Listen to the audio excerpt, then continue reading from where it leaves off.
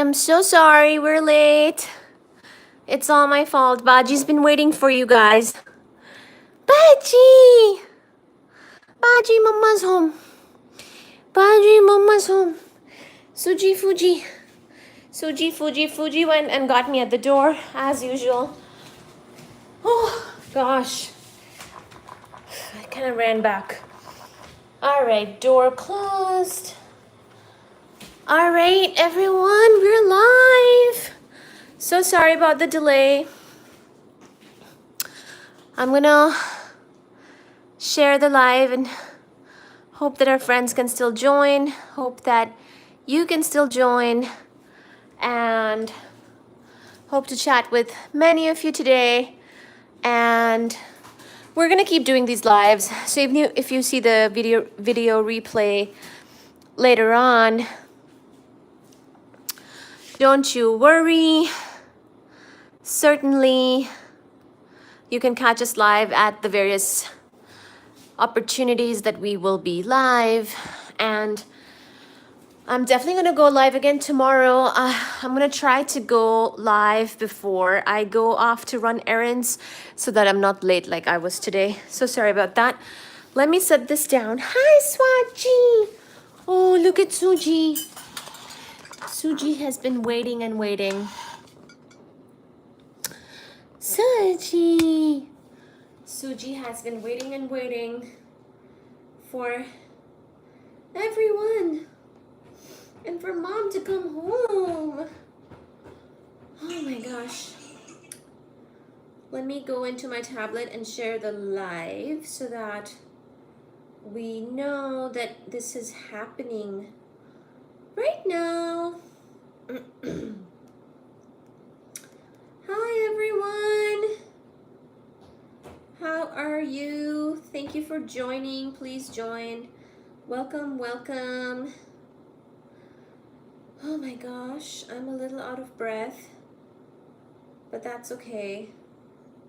I got a good workout in, and I was running some errands. Hello.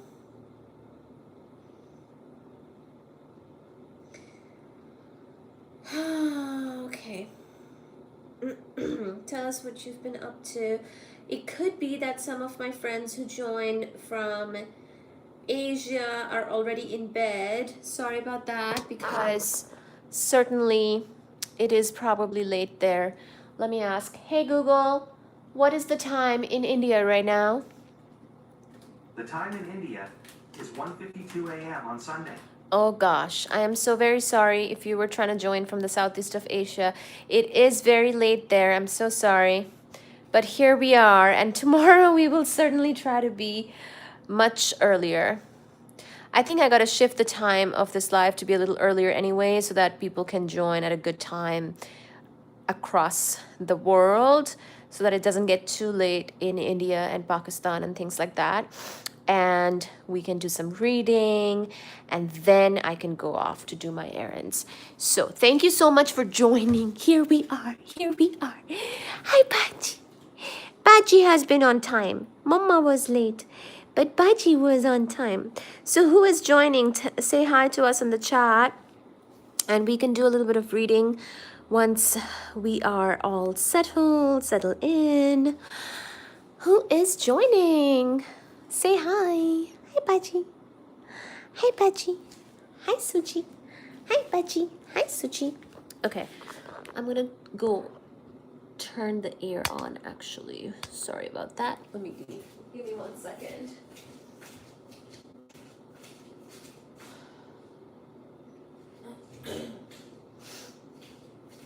All right, well, if people want us to read, we might just go ahead and start our reading. I know that we made some progress on the book and we were at a specific chapter, and apologize for the delay today, and maybe I should just get into some reading, and then I might also post more of the reading as like a live video that I do later on so that people can catch up and listen to it even in the background while you're doing some other work or something. And Hi, Mohammed. You have a nice cat. Thank you, Nathan. Hi. Thank you. So I was talking about my reading. If I do a bit of reading today, perhaps people can catch up on it. Catch up on it later on. And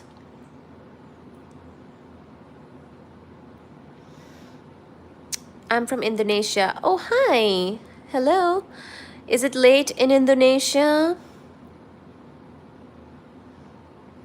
Thank you for joining from Indonesia. Here is Baji. I generally, we do a little bit of a chat.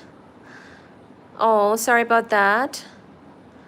If you're going to bed soon, then, well, this live video will replay and get uploaded later on, and you can catch up and catch it later.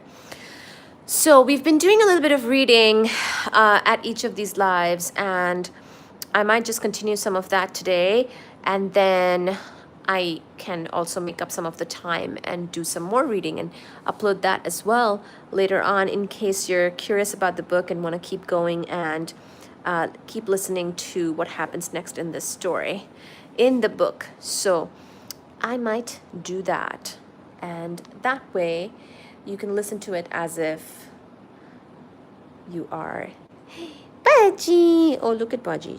Baji shajakyote. Baji shajakyote. Baji shajakyote. All right, so why don't I go wash my hands and get some water, and then we'll read. Hi, Fuji.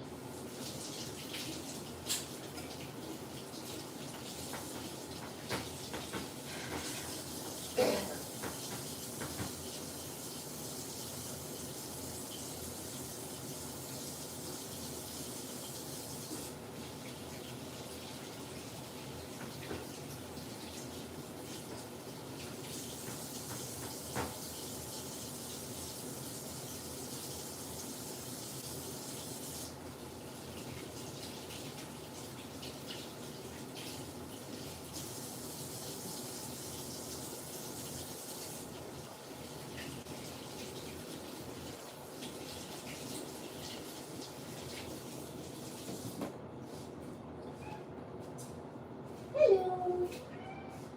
Fuji. Fuji, what is it? Fuji. Fuji.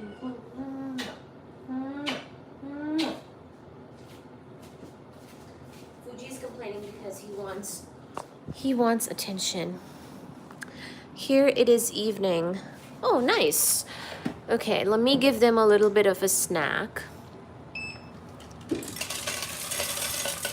so they get settled. And then here you go, Fuji. Sorry, these kind of fell on the floor. Whoops. I gotta change out these bowls. Nice. So it's evening in Indonesia. Thank you for joining from Indonesia, from India, from US, from Pakistan. I know we have somebody from Japan sometimes on this live. We also have people from Finland and Germany and Poland. So I'm hoping that all of these people can still join, because I know in Europe it's not too late. So I hope I did not miss everyone today, and perhaps some of these other people can still join. And we can do a little bit of book reading. And hi, Tim. Hello. Heike, are you here on the live? So Heike is my friend from Finland, who actually does the timestamps for the book chapters. So Heike, if you see this later on, it would be so very wonderful if you could do the timestamps.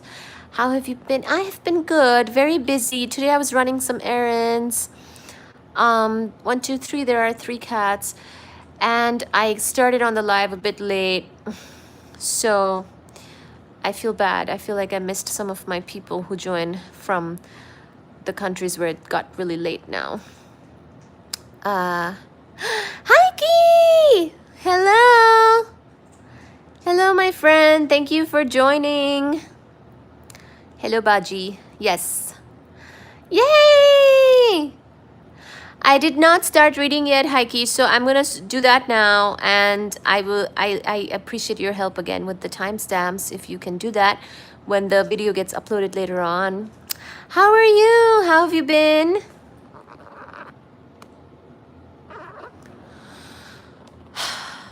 I'm giving them a little snack so that they feel they're settled when I'm reading. How are you? How are you? How are you? Okay, sorry, 1 second. I touched the food, so I'm gonna wash my hands real quick. Real quick.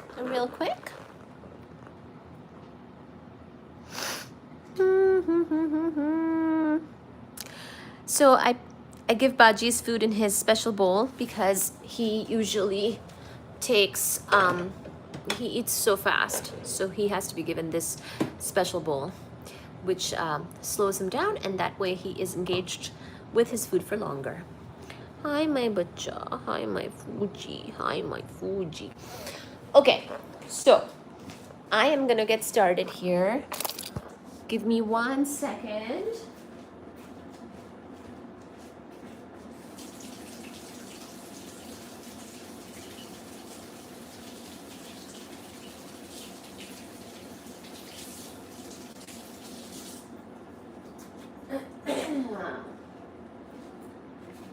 I know this book has been interesting, but it does take a while to finish through and get all the chapters. So thank you for your patience as we get through the book here and read from there. Okay, and I will announce which chapter I'm on as I get through. And then my friend Heike will do the timestamp, so you'll be able to see later on which chapter begins at what time, and you can skip to that part of the video if you'd like. And that is also a way to do this. Okay. All right. Here's Suji. Here's the huntress who hunts mice for sport. So there is also that. There is all kinds of kitty cats here.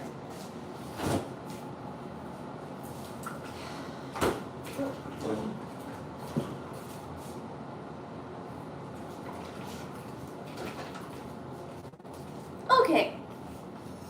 How's the view? Good. Hi, Fuji. Hi. Okay, no, this drink is for Mama.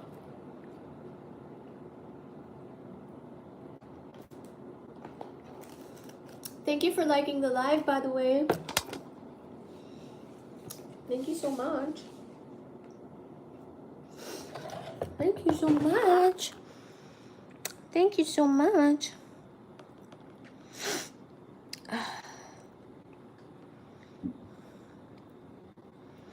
I want to get some sleep first. Yes, you should. You can always catch us again at the live tomorrow, and also you can watch this later on.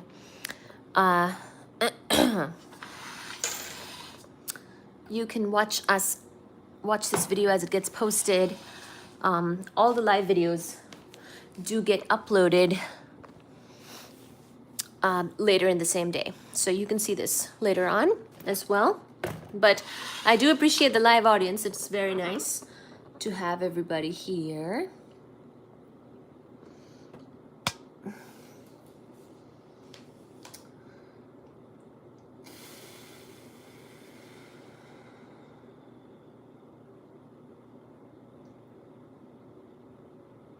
Baji! Look, I feel like Baji and Suji might be starting a fight. They're kind of looking a little bit like they're in the mood to fight. So I just hope that things are mostly peaceful, but it may happen. It may just happen. You never know. You never know. We are a live live audience and live show. All right. Oh, look at Baji. Look at Baji. He is expecting more food. Fuji, no Fuji. No baby. No baby. Corona. Corona shona. খেলে তো দোন snack পেয়েছো তো বাবু it's okay কাম বেটা সুজি মাম্মা আসবে সুজি মাম্মা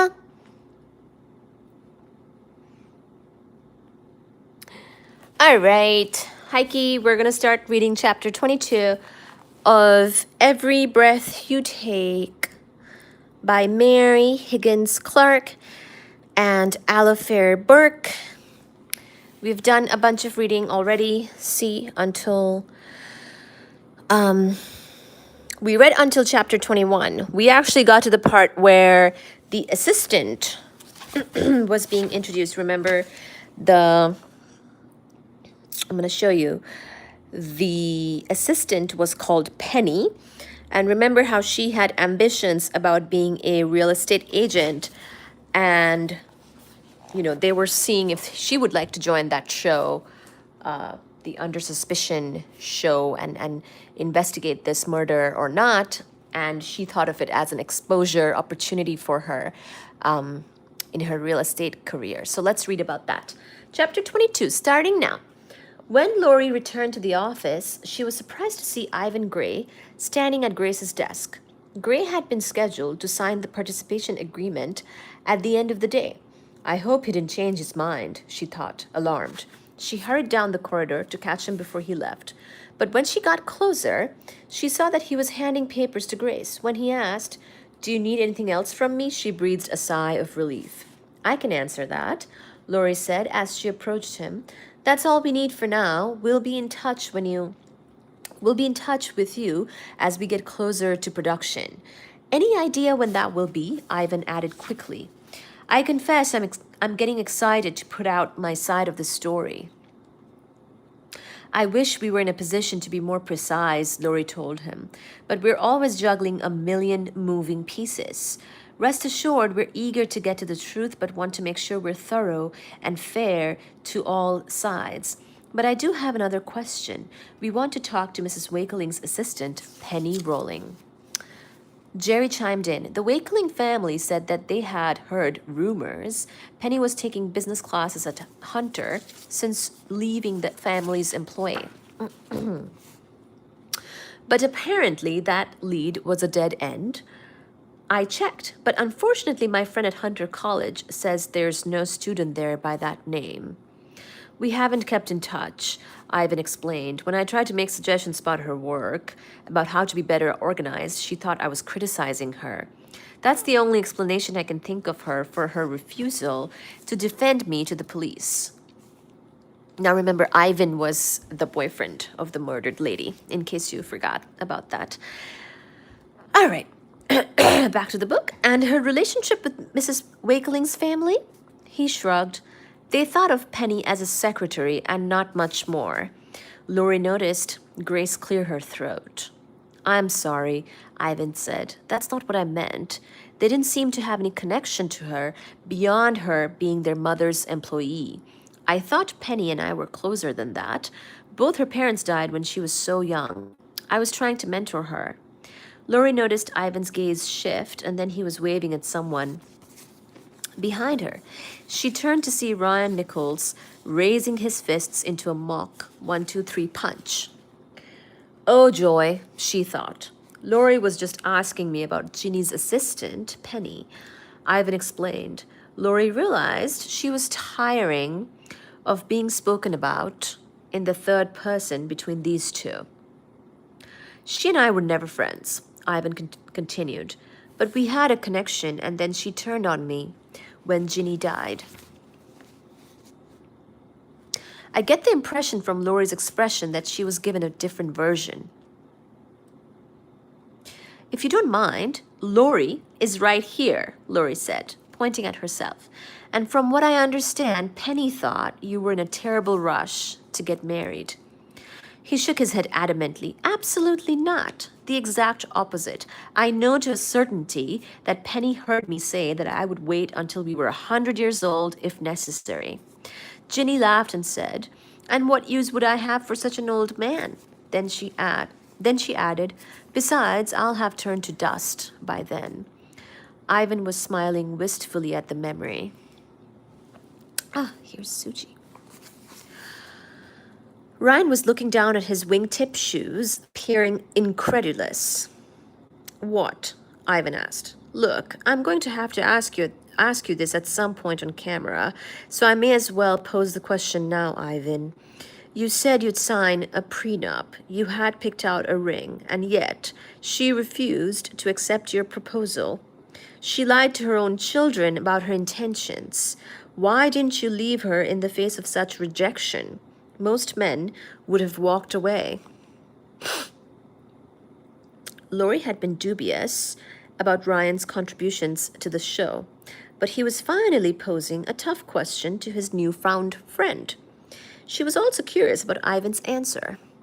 "I never even saw it as a rejection. She was a widow. She was deeply in love with her husband. She needed time to figure out what her life would look like, not just without him, but with another man in the picture. I was something entirely new, a major change in her life. When I offered her the ring, she said it was too soon to accept it. She needed time, and I was willing to wait, no matter how long it took. Forget the age difference. I was in love with Ginny. Why is that so hard to believe?" All right, that was chapter 22. How is everyone doing?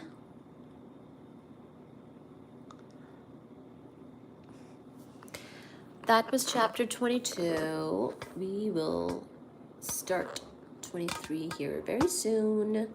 Whoops, whoops, whoops. Let me put that down for a second.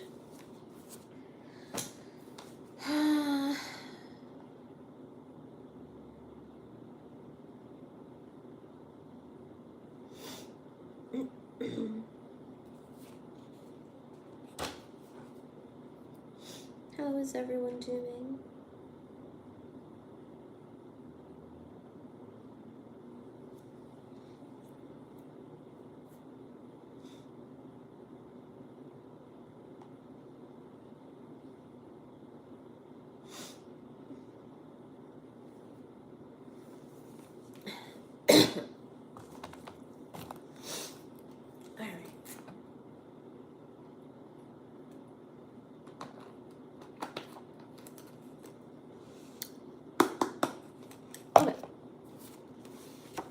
Chapter 23. Here's Suji, and here's me with the book, and we're reading. Oh, and there's Baji. He started using this stool that I generally use. He's a copycat. All right, chapter 23. Alex Buckley walked out of the Delta Shuttle terminal at LaGuardia and into the black car where Raymond was waiting behind the wheel. "Everything went smoothly, Mr. Alex?" "Some rain in D.C. and protesters outside the Capitol, but here I am, only 10 minutes delayed. Were you able to see Andrew and the kids?" Raymond asked. Raymond knew how close Alex was to his younger brother, Andrew, who was a corporate lawyer in D.C. "I checked into the Ritz yesterday," Alex said, "but ended up staying the night at his house. John is a bit confused and thinks Uncle Alex is about to become president, but I will say they were happy to see me. Andrew's son Johnny was in the first grade and was just aware enough of government positions to confuse a lower court judicial appointment with being elected president. His twin sisters were only 3 and still thought of Uncle Alex as the man who taught them how to sing the Itsy Bitsy Spider. To this day, they placed their fingertips together to act out the song the second they laid eyes on him." "Johnny may have a crystal ball," Raymond said. Whoops, sorry, there's a fuzzy. Well, it's 444. "It wouldn't surprise me at all if you ended up president someday." As they made their way up the Brooklyn Queens Expressway and across the Triborough Bridge, Alex reviewed the paperwork he had been given by the by the Senate Judiciary Committee to complete for his confirmation hearings. The day had been a whirlwind of activity he never could have dreamed of, ending with a meeting in the Oval Office with the president himself and the other judicial nominees. Alex only wished his parents had lived to see it happen. The president had welcomed them all collectively with a joke. You may come to regret this honor once you see the hoops you'll be jumping through. He had not been kidding. The questions in these documents would take him days to answer. Touching on everything from his roommates in college to his thoughts on the most influential Supreme Court decisions in United States history. He had read all the questions twice when he flipped back to the second page in the packet. The information requested here was relatively straightforward biographical information, but one section gave Alex pause. At the top of the page, he was asked to list contact information for anyone with whom he currently lived. After that, he was asked to identify spouses, ex-spouses, children, parents, and siblings. None of this would be difficult for Alex. He was a bachelor who lost his parents at a young age. He had one live-in employee, Raymond, and an adult brother with his own family. But the third question on the page was a catch-all. Please provide biographical information for any individuals who serve a role similar or comparable to those listed in parts A and B above, regardless of legal affiliation or formal definitions of family such as intimate partners, part-time roommates, financial dependents, whether or not adopted, etc. I can only wish that I could write wife, Lori Moran Buckley, stepson, Timothy Moran. Even thinking it was painful. Once again, he asked himself if he lost Lori by pressing her for a firm commitment before she was ready. This is my fault, he thought.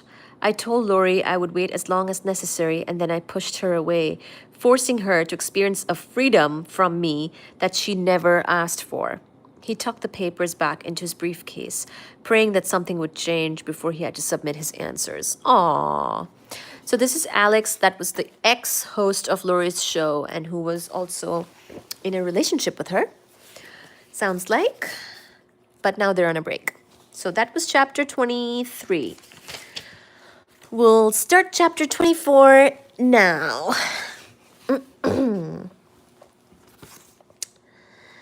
It had been a long day. Anna Wakeling took a deep breath as she opened the door to her Park Avenue apartment.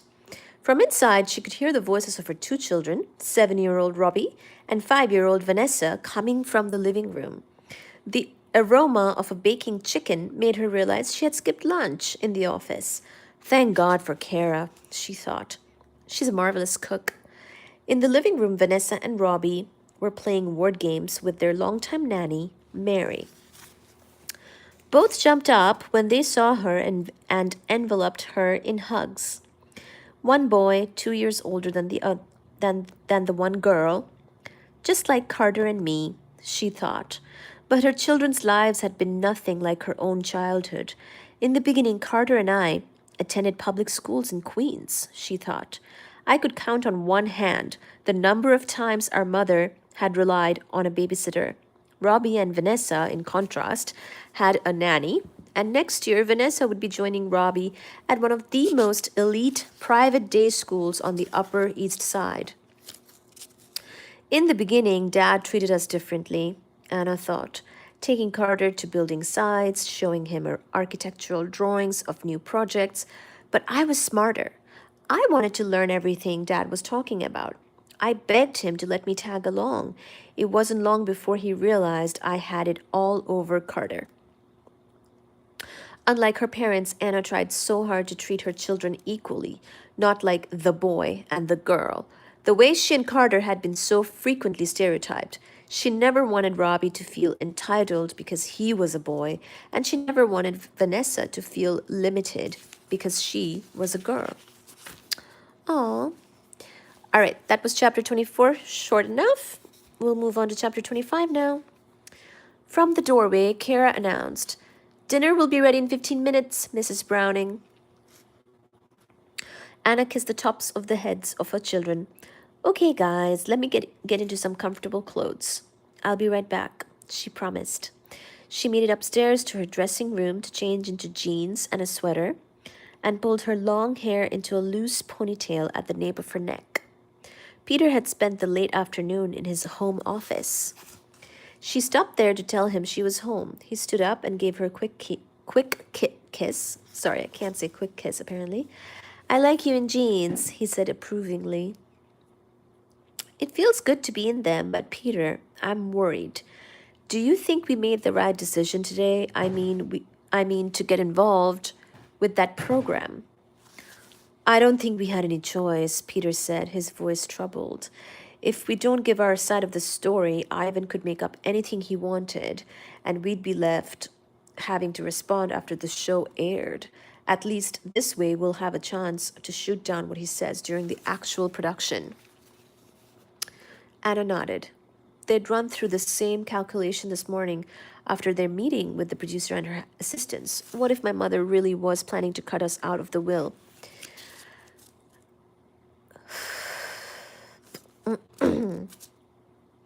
As her executor, wouldn't she have told me that?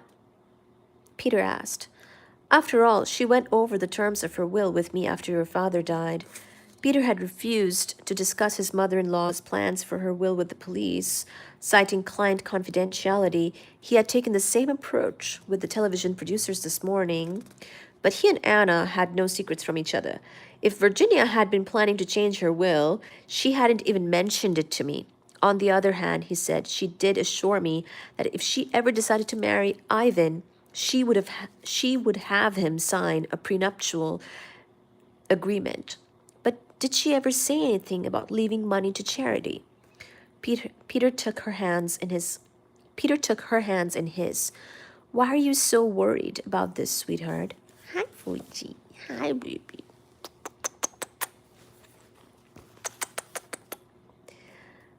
Suppose she talked to her friends about leaving everything to her favorite causes. How will it look if word gets around that we inherited all this money that was supposed to go to charity? It makes us look, I don't know. Her voice trailed off.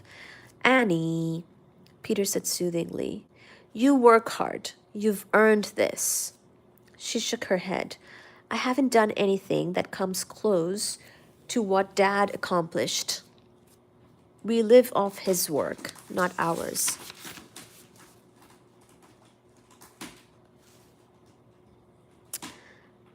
Boss Kitty.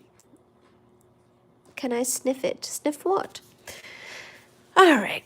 We live on the business he built. You're the one who has been maintaining it and making it grow, Peter said vehemently. You don't have to be embarrassed just because your father left you a wonderful legacy. Anna nodded, but her expression must have betrayed her true feelings. Peter hesitated, then his voice softened. This is about Carter, isn't it? Sure, you can sniff the cat. There you go, I zoomed in. Remember that the day before Mother died, Carter told us he was worried that she was going to change the will. He asked us point blank if we knew anything about that. We both thought that he was being paranoid about Mother's financial plans, especially given the situation with Ivan.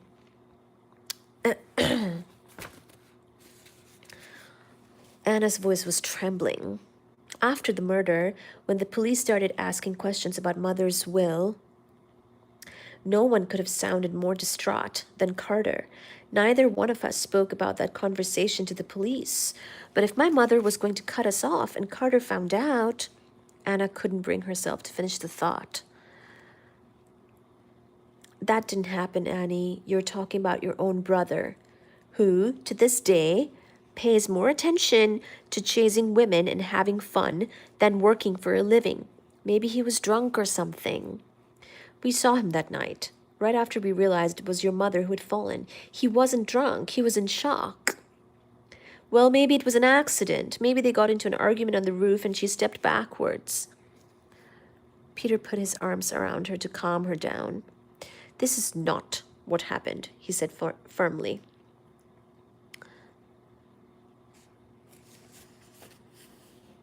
Hi, AJ.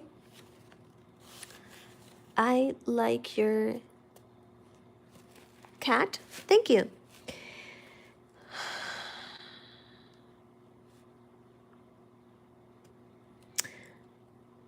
Ivan Gray killed your mother, and this show might be able to finally prove it. I want to believe it happened that way, but Carter did ask about Mom's will the day before the murder. We're the only ones who know that, and we're not going to tell it to anyone ever. Now let's go get dinner. All right, so that was Peter and Anna, the husband and wife. And Anna is the daughter of the murdered lady. So that was that. That was chapter 25. I'm gonna start chapter 26 now. I'll take a little pause to have a sip of my drink. And Heike, my friend, please do the timestamps, which I know you will, because you always do. Thank you so much. So I'm gonna say in the chat that I just finished chapter 25.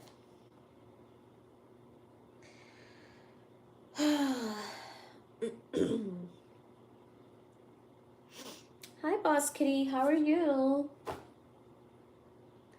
How are you doing? He meant plushie. Hello, AJ. How are you? How are you? We're about to start chapter 26.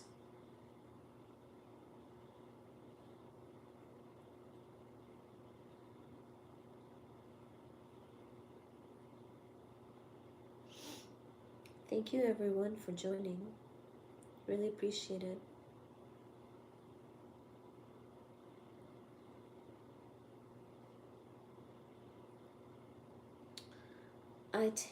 I timestamp as you load the video. Thank you. Thank you so much. I know you do. It takes a little bit of time to get uploaded. Like even as the live finishes, YouTube takes a little bit of time to fully upload the video, and then you timestamp. Thank you so much. That's a huge help. I know you do. Thank you.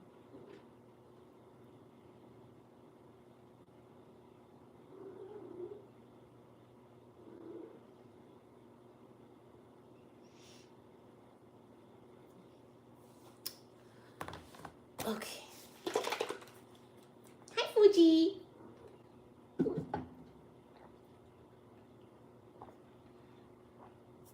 Fuji wants my mango lassi. Fuji, come baby. মামার কোলে আসবে?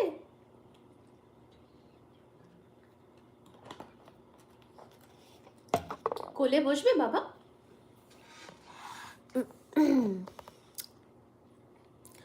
Oh, Fuji. Oh, Fuji. Come, Fuji, আসো. কোলে আসো. Fuji. All right, chapter 26. Look at Suji. She's almost falling asleep. I think they like my voice. It's like soothing to them. So they fall asleep with it. All right, chapter 26 now. The apartment was pin quiet by the time Lori went to bed that night. Timmy had gone to sleep an hour earlier. It was that rare New York City moment of complete silence. Not even a car honk or a siren in the distance. She clicked the television on, turning the volume low. Excuse me. She flipped channels until she found a repeat episode of Law and Order. She liked the background noise, the familiarity, the flicker of the dim light in the darkness. She reached into her nightstand and pulled out the small velvet box, tucked neatly into the front corner. She removed her platinum wedding band and placed it on her left ring finger, as she often did when she was missing Greg and couldn't fall asleep. Oh. She thought about Ivan Gray's words in the office that afternoon. Ryan had asked him why he stayed with Virginia even as she refused to formally accept his proposal.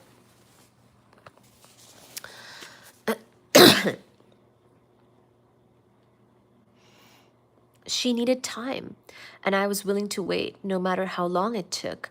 I was in love. Why is that so hard to believe? Lori remembered when she believed that Alex felt the same way about her. But then she had tested the strength of his commitment by accusing him of misleading her when one of his old cases collided with her last investigation. Yes, Fuji. Ashbe. In retrospect, she could see that Alex was only protecting his client, as he was required to do by law.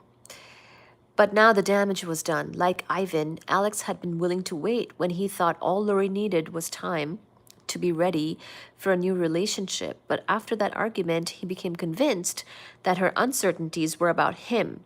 You're wrong, she thought. The only person who has ever made me want to move on was you, Alex. Last night, she had tried so hard to appear nonchalant when Charlotte mentioned seeing Alex with another woman. Her heart still hurt at the thought of it. But was it fair for me to ask him to keep waiting when I still fall asleep every night thinking about Greg and wondering what our life would be like today if he had only lived? She twirled her wedding ring on her finger. When she wore this ring, she felt as though Greg was here with her again. She thought she might see him in her dreams and feel, just for a few minutes in her sleep, as if she never lost him. I never thought I'd have to grow old without you, my love, she said aloud. With her wedding ring still on, she cried herself to sleep that night. Oh.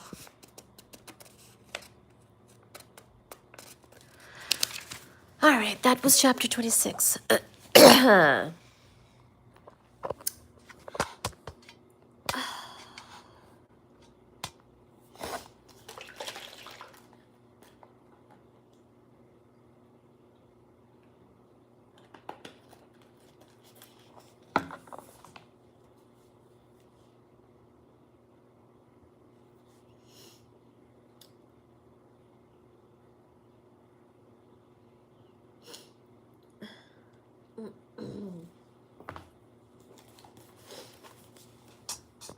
All right, chapter 27.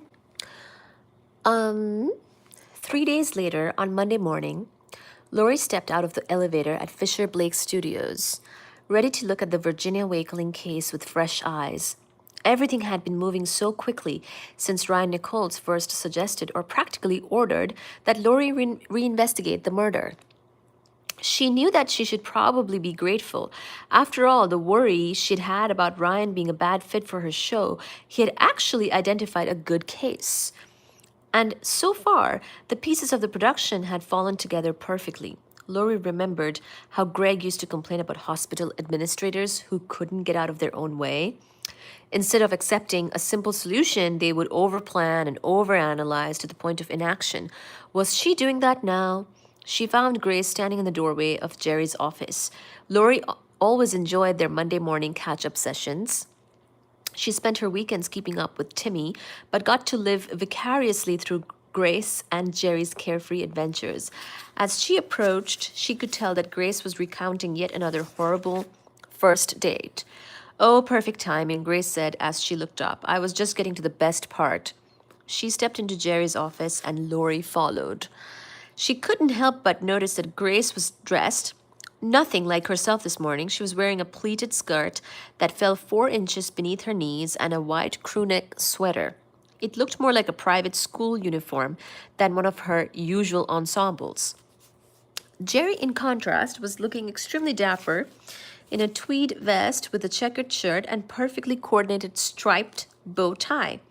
I don't know how this story could be any better, he said. We're not even to the dinner course yet, and whoever this guy is, he'd told Grace that she looks like the most beautiful woman he knows, which is, by the way, his mother. He's asked her to wear flats next time so she won't be taller than him, because, of course, he overstated his height by 3 inches in his online profile, and he made sure, before she ordered the steak, that they'd be going Dutch on the check. Oh my God. Lori shook her head and laughed. I don't know how you do it, Grace. Dating these days sounds like urban warfare. Gotta kiss some toads is how I see it, Grace answered. Plus, I always get the best stories out of it. So when he leaves the table to make a phone call, I tell the waiter to give us the check as soon as dinner's over. No coffee or dessert for us. Smart woman, Lori said. We split the check, of course, and then I assume he's as anxious as I am to get out of there. But as we're leaving, he says it's still so early that the shops are still open at the Time Warner Center. He wants to know if I'll go to Hugo Boss with him to help him pick out an outfit. That doesn't sound so strange, Jerry said. An outfit for his date the next night, he said. She looks a lot like you, so you probably have the same taste. Oh my God. When their laughter died down, Grace's tone suddenly became serious. Sorry we're rambling on too long. It's time to get to work, I know. What do you need, Lori? First, the change to Grace's wardrobe. Now, an apology for gossiping a little past 9 in the morning. Lori decided she would bring up the wardrobe question later. To talk about the case with the two of you in my office in 20 minutes, she said. Sounds good, Grace said. But do you want me to call Ryan? Lori paused. Hi, Fuji. On the one hand, Ryan was the one who brought in Ivan. On the other hand, she could already picture him rushing the investigation.